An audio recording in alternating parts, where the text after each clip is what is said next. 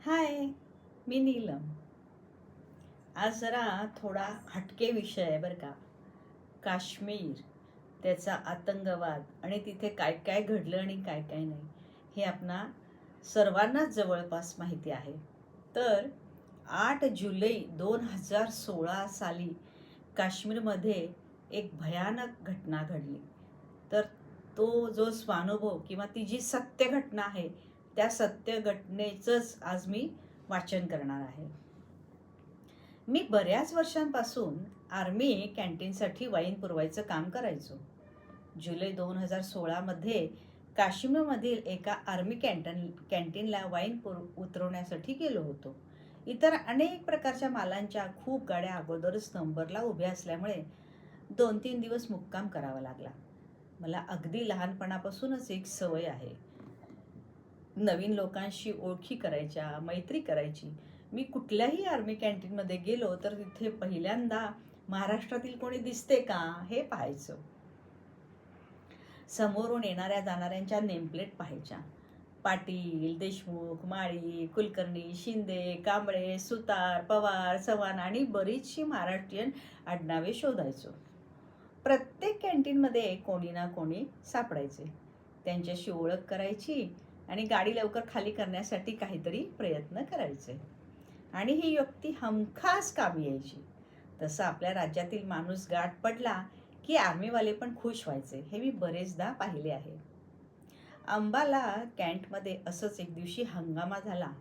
आमच्या अगोदर आलेल्या आणि 8-8 दिवस थांबलेल्या गाड्या खाली झाल्या नव्हत्या. पण मी ओळखीने 2 दिवसात गाडी खाली करून घेतली. तेव्हा शीख ड्रायव्हर लोकांनी खूपच दंगा केला. तेव्हा वाईनचा स्टॉक संपला आहे, वाईन उतरवणे गरजेचे आहे अशी समजूत घालून वेळ मारून नेली. तेथील गोडाऊन कीपरने काश्मीरमध्ये पण 2-3 दिवसात बऱ्याच आर्मीवाल्यांशी ओळख झाली होती. मला तेथील 2 नेमबाजांचं खूप कौतुक वाटलं. त्यातील एक राजस्थान आणि दुसरा हिमाचल प्रदेशमधील होता. चालत्या जीप गाडीमधून हवेमध्ये उडणारा पक्षी हे लिलया टिपायचे. महाराष्ट्रामधून शक्यतो गाडीवाले काश्मीरला जायचे नाहीत म्हणून तेथील लोकांना आमचे भारी कौतुक वाटायचे. इतर गाडीवाल्यांसोबत तसेच आर्मीवाल्यांसोबत बऱ्याच गोष्टींवर मन मोकळ्या गप्पा मारण्यात दिवस जायचा.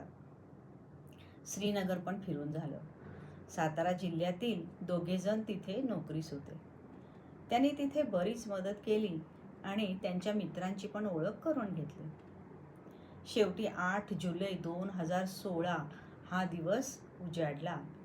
कामगारांची कमतरता असल्यामुळे गाड्या लवकर खाली होत नव्हत्या, पण दुपारनंतर कामगारांनी एकच गलका करून गाड्या पटापट खाली करायला सुरुवात केली.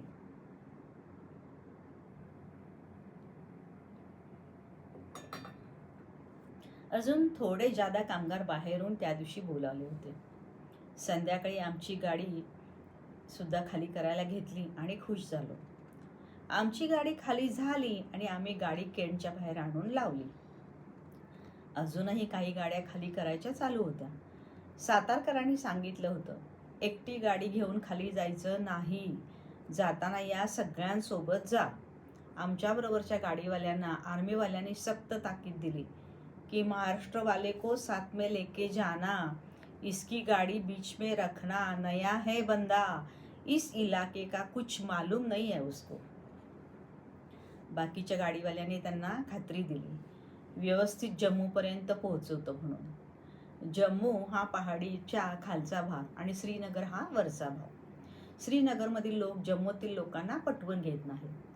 काही महिन्यापूर्वी एकदा आम्ही पुलवामा जवळील लस्सीपोरा येथे गाडी खाली करण्यासाठी गेलो असता तेथील लोकांनी सुरक्षेच्या कारणास्तव आम्हाला गाडीवरील तिरंगा झेंडा काढण्यास सांगितले होते, कारण येथील बरीच जनता सुद्धा तिरंग्याचा द्वेष करत होती. या भागात कधी चकमक होईल हे सांगता येत नाही, म्हणून काश्मीरमधील इतर भागातील लोक तिकडे जायला घाबरत. पण शेवटी काय, तेथील लोकांनी आमचा पाहुणचार चांगला केला. 2 दिवस आम्हाला कोणतीच अडचण येऊ दिली नाही. इथेच मला काही अंतरावरून आर्मी आणि लोकांमध्ये शेलिंग म्हणजे आतंकवाद्यांना वाचवण्यासाठी गावातील लोकांकडून आर्मीवर होणारी दगडफेक पाहायला मिळाली. आता अंधार खूपच पडला होता. आर्मीमधल्या ओळखीच्या लोकांना निरोप द्यायचा या हेतूने मी पुन्हा आतमध्ये जाऊन ओळखीच्या लोकांना शोधू लागलो. 2-4 जण गाठ पडले. त्यांनी सांभाळून जायला सांगितलं. इतक्यात एका जिप्सीमधून 5-6 आर्मीवाले एका ठिकाणी गेले. त्यातले 2 माझ्या ओळखीचे होते. मी त्यांच्या पाठोपाठ त्या दिशेने गेलो तोपर्यंत ते लोक शस्त्रागारमध्ये शिरले होते. तिथे जायला मला परवानगी नव्हतीच, त्यामुळे मी लांबच थांबून राहिलो. 15 ते 20 मिनिटांनी ते लोक बाहेर जीपजवळ आले. तेव्हा मी त्यांच्यासोबत बोलण्याचा प्रयत्न केला. त्यांनी हसून प्रतिसाद दिला, पण त्यांच्या चेहऱ्यावरती काही वेगळेच हावभाव दिसत होते. प्रत्येकजण हत्यारबंद होता आणि जादाची हत्यारे पण त्यांच्याजवळ दिसत होती. शेवटी मी न राहून विचारलं, अरे भाई, इतने हथियार लेकर कहाँ जा रहे हो? रावत बोला, हम तो भाई जा रहे हैं अपने काम से, थोड़ी ही देर पता चलेगा, लेकिन जल्दी नीचे निकल जाना, अगर आज रुकोगे तो शायद महीनाभर रुकना पड़ेगा. इतक्यात कांगड़ावाला म्हणाला, और बाकी गाड़ी वालों के साथ चलना, अकेला मत चलना, अपना ख्याल रखना, रातोरात नीचे निकल जाना, अपना ख्याल रखना. एवढं बोलून ते 5 लोक जिप्सीमधून पसार झाले. साधारणपणे रात्रीचे 8 वाजले होते. काहीतरी मोठी गोष्ट होणार या शंकेने माझ्या मनात थोडीशी भीती निर्माण झाली आणि ही गोष्ट मी हरियाणाच्या एका ड्रायव्हरला सांगितली. तेव्हा त्याने बाकीच्या ड्रायव्हरना गोळा केलं आणि काहीतरी गोष्ट घडणार आहे, चला आपण पटापट निघू असे संकेत दिले.